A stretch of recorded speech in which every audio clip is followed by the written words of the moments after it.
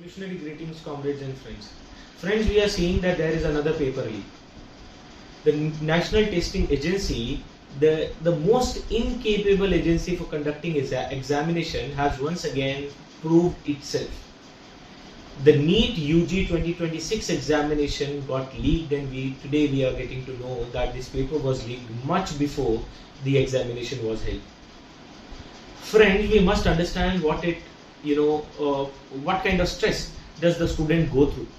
Students who were preparing for this examination from 2-3 years, and some of the time started preparing for this examination from 8th class onwards, after giving this exam, after facing so many hardships, after facing financial stresses, after facing stress of giving the examination and all of that, finally get to know that this exam paper was leaked.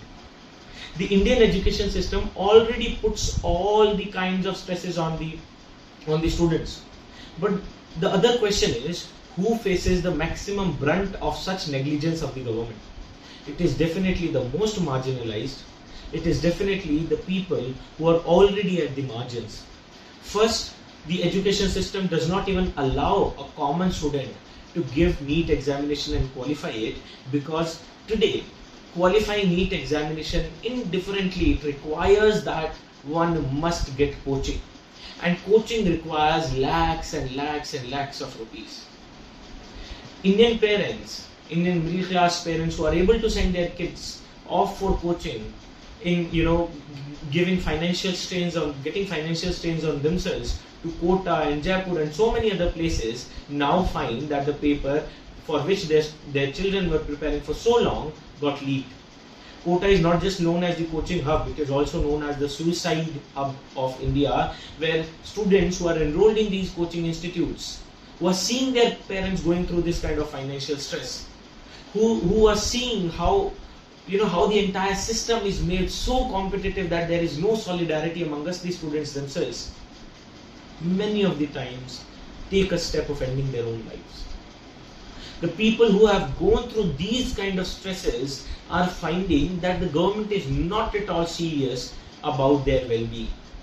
The government, through the National Testing Agency, is utilizing private players in conducting the examination. Can you imagine that in conducting these examinations, private players are involved, and we are seeing year after year after year that the examination paper gets leaked.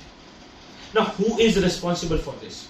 Who will be held accountable for this? Who will be punished for such a negligence?